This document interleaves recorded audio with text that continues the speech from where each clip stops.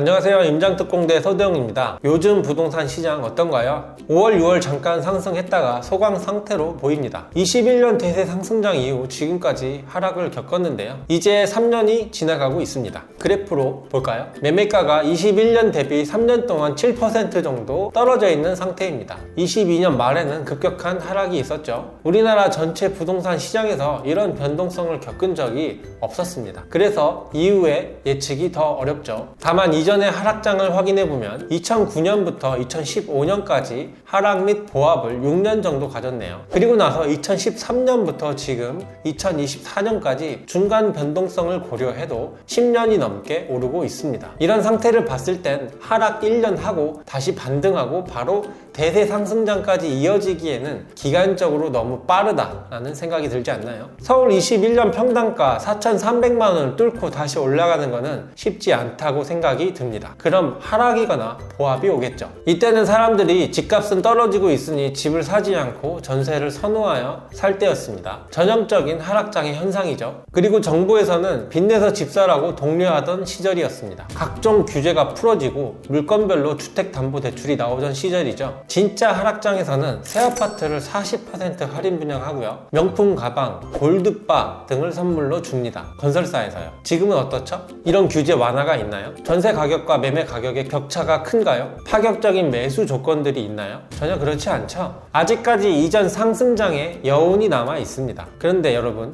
영원히 상승을 할까요? 서울이 지금 2014년부터 지금까지 10년 동안 매매 가격이 올랐습니다. 얼마나 더 상승할까요? 10년 더 상승할까요? 5년 더? 앞으로 10년 더 상승하는 것, 5년 더 상승하는 게 상식적일까요? 21년의 서울 가격은 뉴욕, 홍콩, 런던 등 일부 글로벌 도시보다 싸지만 전 세계적으로 높은 주택 가격입니다. 산이 높으면 골이 깊은 법이죠. 영원한 상승은 없습니다. 앞서 말씀드린 하락장에서의 규제 완화, 매수하지 않는 심리 등은 21년 이후 지금까지 보여진 적이 없어요. 단지 22년 말 극심한 하락 변동성에 당황한 정부가 아주 조금의 완화 정책만 있었을 뿐입니다. 오늘 이후로 상승할지 하락할지 맞출 수는 없습니다. 하지만 분명한 건 아직 제대로 된 하락장은 오지도 않았습니다. 그런데 여러분, 하락장에는 왜 할인 분양을 하고 선물을 주고 규제를 완화해 주는 걸까요? 사람들이 집을 안 사기 때문입니다. 더 떨어질 거라고 생각을 하고 지금 사면 손해라고 생각하기 때문이에요. 그래서 하락장에서 집을 사지 못하는 겁니다. 인간은 절대로 손해보지 않으려는 손실 회피 본능이 너무나도 강력합니다. 그런데 잘 생각해 보세요, 여러분. 집을 상승장에 사야 할까요? 하락장에 사야 할까요? 남들이 절대 안 사는 시기에 사야 한다고 생각합니다. 하지만 절대 쉽지 않죠. 엄청난 용기를 내야 할 겁니다. 아마 하락장이 오고 매수를 결정하게 된다면 부모님부터 또는 지인들 모두 말리러 달려올 겁니다. 하지만 여러분들이